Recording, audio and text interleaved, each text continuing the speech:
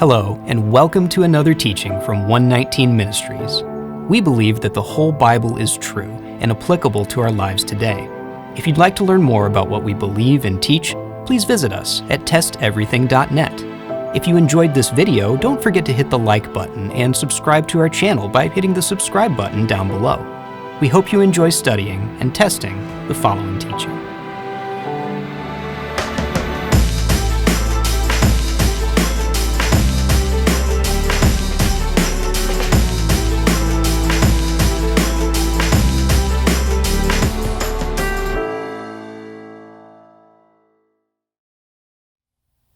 Welcome back to our study on the book of Daniel.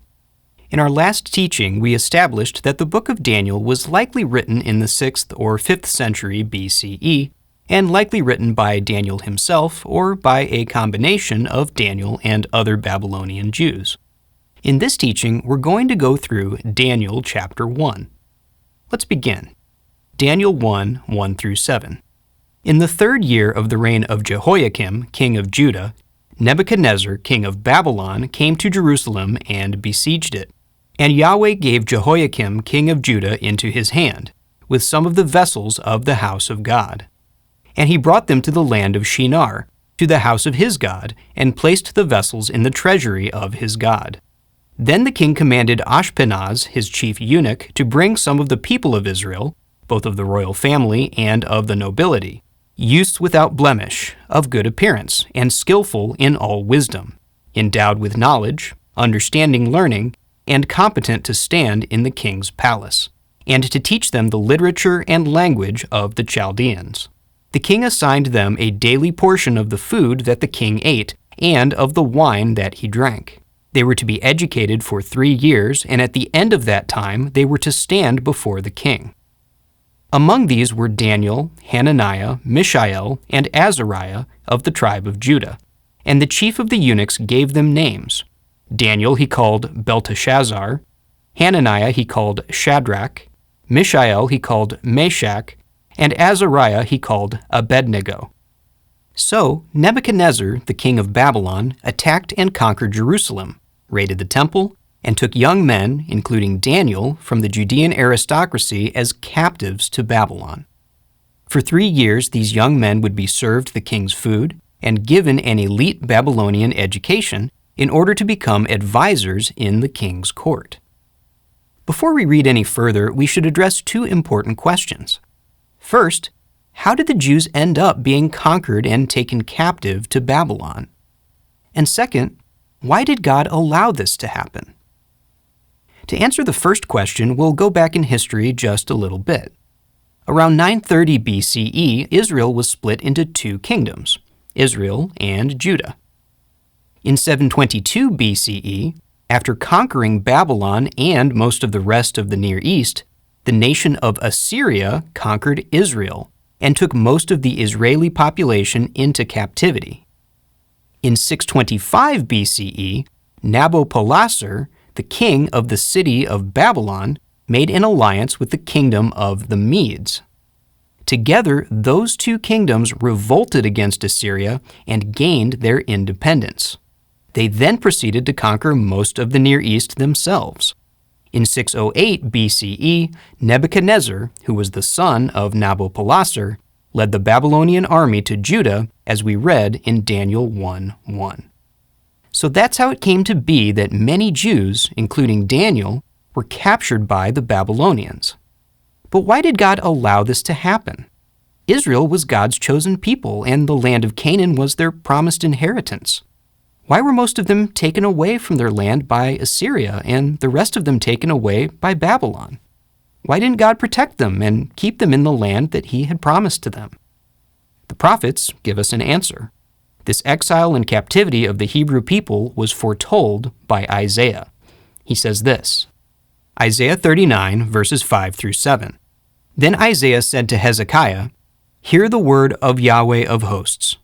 Behold, the days are coming when all that is in your house, and that which your fathers have stored up till this day, shall be carried to Babylon. Nothing shall be left, says Yahweh. And some of your own sons, who will come from you, whom you will father, shall be taken away, and they shall be eunuchs in the palace of the king of Babylon. In fact, long before Isaiah's time, Moses prophesied the same thing. Deuteronomy 28, verse 36. Yahweh will bring you and your king whom you set over you to a nation that neither you nor your fathers have known. Moses also explained why this would happen. Deuteronomy 28:45. All these curses shall come upon you and pursue you and overtake you till you are destroyed, because you did not obey the voice of Yahweh your God to keep his commandments and his statutes that he commanded you. So, disobedience, sinning against Yahweh, was the reason that Israel would be taken captive by a foreign nation. Other scriptures tell us that the specific sin of idolatry, worshiping other gods, was one of the major things that would cause Israel to lose their promised land. Deuteronomy 4:25-27. When you father children and children's children and have grown old in the land, if you act corruptly by making a carved image in the form of anything, and by doing what is evil in the sight of Yahweh your God, so as to provoke him to anger, I call heaven and earth to witness against you today, that you will soon utterly perish from the land that you are going over the Jordan to possess. You will not live long in it, but will be utterly destroyed. And Yahweh will scatter you among the peoples, and you will be left few in number among the nations where Yahweh will drive you. And Ezekiel 6, verses 3-10. You mountains of Israel, hear the word of the Lord Yahweh. Thus says the Lord Yahweh to the mountains and the hills, to the ravines and the valleys. Behold, I, even I, will bring a sword upon you, and I will destroy your high places. Your altars shall become desolate, and your incense altars shall be broken. And I will cast down your slain before your idols. And I will lay the dead bodies of the people of Israel before their idols, and I will scatter your bones around your altars. Wherever you dwell, the cities shall be waste, and the high places ruined, so that your altars will be waste and ruined, your idols broken and destroyed, your incense altars cut down, and your works wiped out. And the slain shall fall in your midst, and you shall know that I am Yahweh. Yet I will leave some of you alive, when you have among the nations some who escape the sword, and when you are scattered through the countries, then those of you who escape will remember me among the nations where they are carried captive, how I have been broken over their whoring heart that has departed from me, and over their eyes that go whoring after their idols. And they will be loathsome in their own sight for the evils that they have committed, for all their abominations. And they shall know that I am Yahweh. I have not said in vain that I would do this evil to them. So Yahweh warned well in advance that the people of Israel would be taken captive by a foreign nation, and that this would happen in large part because of Israel's idolatry.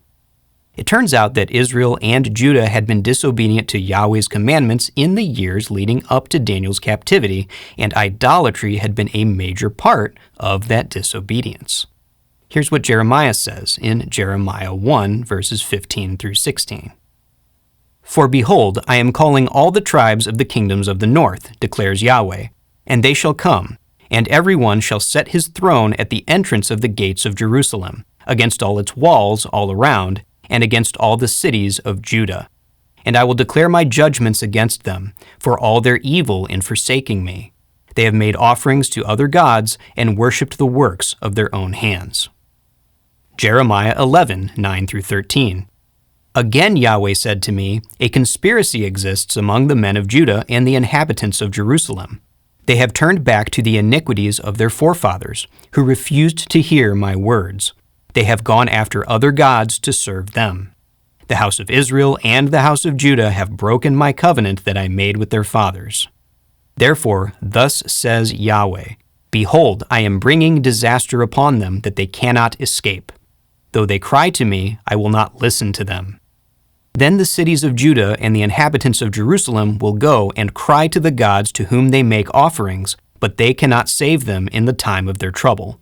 For your gods have become as many as your cities, O Judah, and as many as the streets of Jerusalem are the altars you have set up to shame, altars to make offerings to Baal. Jeremiah 5:19. And when your people say, why has Yahweh our God done all these things to us? You shall say to them, as you have forsaken me and served foreign gods in your land, so you shall serve foreigners in a land that is not yours. Idolatry was not the only reason that Israel and Judah were cast out of the Promised Land. The prophets also mention sins like theft, fraud, slander, mistreating the poor, and basically every other kind of violation of God's commandments. However, it is clear that the worship of idols was one of the main sins that led to the Babylonian captivity. So returning to our story in Daniel chapter 1, because of the idolatry and other sins of the nation of Judah, Daniel and his friends have been taken captive into Babylon. Now they are captives, strangers in a foreign land, and they are suffering because of the mistakes of their fathers. These young men were God-fearing people. They knew that this judgment had come upon their nation because of disobedience. Once they entered Babylon, their own obedience to God was immediately put to the test. Daniel 1, verse 8. But Daniel resolved that he would not defile himself with the king's food or with the wine that he drank. Back in verse 5, it said that the king provided a portion of his food and wine for these Jewish captives to eat every day. However, we see here that Daniel refused to defile himself with the king's food and wine, and later in verse 12, it says that he ate vegetables and drank water instead. This brings up an important question, and that is, what was wrong with eating the king's food and drinking his wine? Why would that have defiled Daniel? Numerous ideas have been proposed to explain why Daniel refused to eat the king's food, but many of them fail to fully explain the situation. One idea is that Daniel was a vegetarian, so he wouldn't have eaten any meat, and a teetotaler, so he wouldn't have drank any alcohol. However, the Torah does not prohibit eating meat or drinking wine. Doing these things is not sinful or defiling, so that explanation makes little sense. Another idea is that the meat was from unclean animals or that it contained blood, both things that the Torah does prohibit. But that doesn't explain why the wine would have been a problem. Still another idea is that Daniel and his friends were demonstrating humility by not partaking in the expensive upper-class foods that the king was providing. Instead, they chose to eat the inexpensive and ordinary meals that the commoners ate. However, again, the Torah does not prohibit eating expensive foods. Eating such things would not be a matter of sin or defilement. The best explanation for why Daniel would not eat the king's food is found in the history of Babylon itself. It turns out that the king's food was not just any food, but was food that was part of a ritual of worship directed at an idol. Here's how that ritual is described by Babylonian texts. First, a table was brought in and placed before the image. Then water for washing was offered in a bowl. A number of liquid and semi-liquid dishes in appropriate serving vessels were placed on the table in a prescribed arrangement, and containers with beverages were likewise set out. Next, specific cuts of meat were served as a main dish. Finally, fruit was brought. Eventually, the table was cleared and removed, and water in a bowl again offered to the image for the cleansing of the fingers. Having been presented to the image, the dishes from the god's meal were sent to the king for his consumption. Clearly, the food offered to the deity was considered blessed by contact with the divine and capable of transferring that blessing to the person who was to eat it. This person was always the king. So, the king's food was food and beverage that was first offered to idols, and then sent to the king in order to impart a divine blessing upon him. The Babylonian kings sometimes shared these meals with people who they wished to honor. This explains perfectly why Daniel would not eat the king's food. To eat it would be to participate in the final part of an idol-worshipping ceremony, and remember, the idolatry of the Jewish people was a big reason that Daniel was in captivity in the first place. Daniel knew that God found idolatry very offensive, so he didn't want to do anything associated with idol worship. For more on the topic of eating things sacrificed to idols, see our teaching, Meat Sacrificed to Idols. As a side note, it is interesting that the author of Daniel is not only familiar with this piece of Babylonian history, but he assumes that his readers are familiar with it also. There is no explanation given in this chapter for what the king's food actually is. So that would suggest that both the author and his original readers were familiar with 6th century Babylonian customs. In other words, since the author knew what the king's food was, it seems like the author lived in Babylon. And since the author assumes that his readers also knew what the king's food was, it seems like he was writing to other people who lived in Babylon too. This is another piece of evidence that suggests that the author of Daniel actually lived and wrote in 6th century Babylon, contrary to what some scholars would have us believe. That aside, we can learn a lot from Daniel's actions here. Not only did he demonstrate strong faith and courage by his obedience to God, but the way he interacted with the Babylonians is also instructive. Let's take a look at how he expressed his convictions to his captors. Daniel 1 verses 8 through 10. But Daniel resolved that he would not defile himself with the king's food or with the wine that he drank. Therefore he asked the chief of the eunuchs to allow him not to defile himself. And God gave Daniel favor and compassion in the sight of the chief of the eunuchs. And the chief of the eunuchs said to Daniel, I fear my lord the king, who assigned your food and your drink. For why should he see that you were in worse condition than the youths who are of your own age? So you would endanger my head with the king. So Daniel is upfront and honest about his convictions and requests that he be exempted from eating the king's food. The chief of the eunuchs likes Daniel and wants to accommodate him, but explains that he has a responsibility to keep Daniel in peak physical condition. Remember, the king's food was thought to bestow a divine blessing on whoever ate it. So the chief eunuch was afraid that if Daniel did not eat this divinely blessed food, then Daniel's health would suffer. The king was investing a lot into training Daniel to be a court advisor, so if Daniel wasn't healthy, then the king would not be happy. What Daniel does next is very interesting. Rather than being defiant and bluntly stating that he wouldn't eat the food no matter what the king or anyone else thinks, Daniel proposes a solution that will allow Daniel to fulfill his duty to God and the steward to fulfill his duty to the king. Daniel 1 verses 11 through 16. Then Daniel said to the steward whom the chief of the eunuchs had assigned over Daniel, Hananiah, Mishael, and Azariah, Test your servants for 10 days. Let us be given vegetables to eat and water to drink. Then let our appearance and the appearance of the youths who eat the king's food be observed by you, and deal with your servants according to what you see. So he listened to them in this matter and tested them for 10 days. At the end of 10 days, it was seen that they were better in appearance and fatter in flesh than all the youths who ate the king's food. So the steward took away their food and the wine they were to drink, and gave them vegetables. So, rather than ignoring the concerns of the people he is negotiating with, Daniel respectfully addresses those concerns and asks for a chance to prove that his religious practices won't cause any harm. Daniel's politeness wins the steward over, and he grants Daniel the opportunity to prove himself. In the end, this works out to everybody's benefit. Scholar John Walvoord commends Daniel's approach with these words. Daniel's approach also reflects his good judgment and common sense. Instead of inviting punishment by rebellion, he courteously requests of the chief prince of the eunuchs that he might be excused from eating food that would defile his conscience. He offered a creative compromise to achieve the goal of the king without violating his religious principles. Daniel did not object to the Babylonian names given to them, nor to their education that involved the learning of the Chaldeans, including their religious views.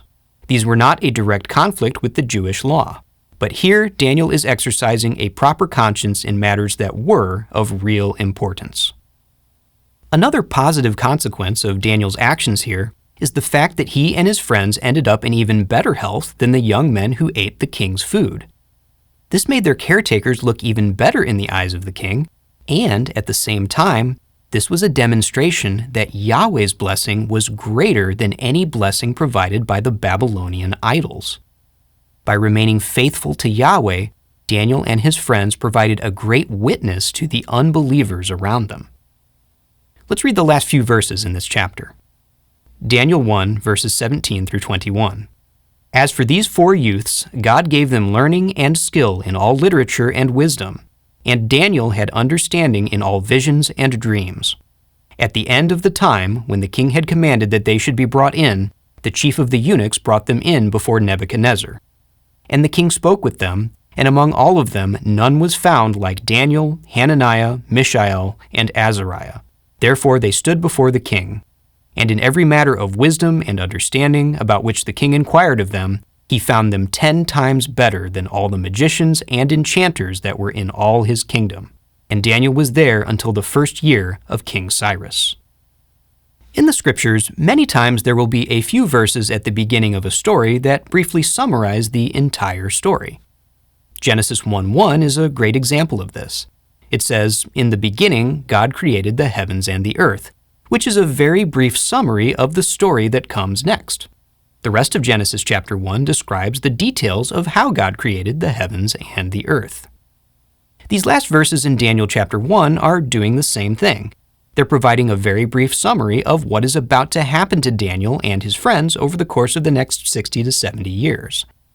In the next few chapters of the book of Daniel, we will read the details of how the king found them to be 10 times better than all of the magicians and enchanters. What can we learn from this first chapter of the book of Daniel? Daniel gives us a great lesson in how to remain faithful to God without offending the unbelievers who might be inconvenienced by our convictions. When Daniel was faced with a situation that he could not compromise, he explained his position and politely requested that he be accommodated. When he was refused, he offered a reasonable solution that allowed Daniel to have a clear conscience, but also addressed the concerns and fears of the steward. God gave Daniel favor with the steward, and everything worked out great, probably even better than Daniel had imagined. We can use this same approach today. For example, perhaps an unbelieving employer wants us to work on the Sabbath. Obviously, we should obey God rather than men, but we can take a cue from Daniel about how to potentially make the situation work. We can explain to our employer why we need that day off and respectfully ask to be accommodated. If we are refused, then we can offer an alternative that sincerely addresses their concerns. So if the employer is concerned that if we keep the Sabbath, then not enough work will get done, then perhaps we could offer to work overtime on a different day of the week. We could ask them to try it out for a few weeks and see if enough work is getting done to justify our day off. They just might be surprised at how well things turn out for them. Daniel gives us a great example of how to maintain our faith in a hostile world by negotiating with and ultimately blessing the unbelievers around us. In the next teaching in this series, we will examine chapter 2 of the book of Daniel. We hope to see you there. We pray you've been blessed by this teaching. Remember, continue to test everything. Shalom.